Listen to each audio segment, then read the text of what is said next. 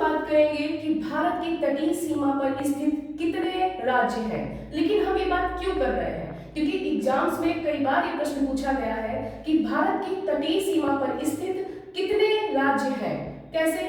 सबसे पहले हम जानेंगे कि ये तटीय सीमा होती क्या है। तो जैसे हमारा ये भारत है, ये भारत हमारा तीन तरफ से समुद्र से घिरा हुआ है। कौन सी तीन तरफ? एक पहला हो गया पूर्व की तरफ, ये हमारा बंगाल की खाड़ी से हमारा घिरा हुआ है, और ये क्या हो गया? एक तटीय सीमा हो गई इसकी, बंगाल की खाड़ी की तरफ। अगर हम पश्चिम की ओर बात करें तो ये है हमारा अरब सागर, तो इसकी तटीय सीमा कौन सी हो गई? ये हमारे अरब सागर की तटीय सीमा हो गई।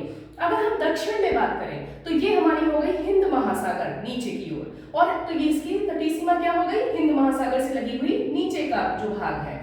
इस प्रकार से कौन सी तटीय सीमा हो गई? पूर्व में बंगाल की खाड़ी, पश्चिम में हमारा अरब सागर और दक्षिण में हमारा हिंद महासागर। अब तो आप समझ लें कि तटीय सीमा क्या है हमारी, जो किनारे तट यानी किनारा है इनका।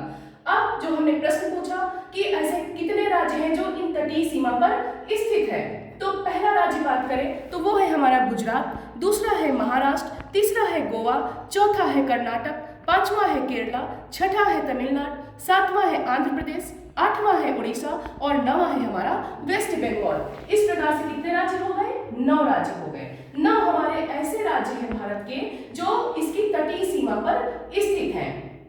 अब यहाँ से एक प्रश्न और बनता है। कौन सा बनता है? कि हमारा इसमें कौन सा ऐसा राज्य है जो सबसे ज्यादा तटीय सीमा साझा कर रहा? अब जरा एक बार सोचिए, कौन सा हो सकता है? वो है हमारा गुजरात। ये जो गुजरात है ये सबसे ज्यादा हमारी तटीय सीमा साझा करता है। अब जब ज्यादा हो गया तो कम की बात आती है कि सबसे कम सीमा कौन साझा करता है? बहुत अच्छे से जानते होंगे, वो है हमारा गोवा। गोवा हमारा सबसे कम इससे तटीय सीमा साझा करता है, सॉरी। तो इस प्रकार से हमारे सबसे जितने भी हमारे राज्य हुए, कितने हुए? वो हो गए 9, और अगर सबसे ज्यादा सीमा साझा करता वो गुजरात और सबसे कम गोवा।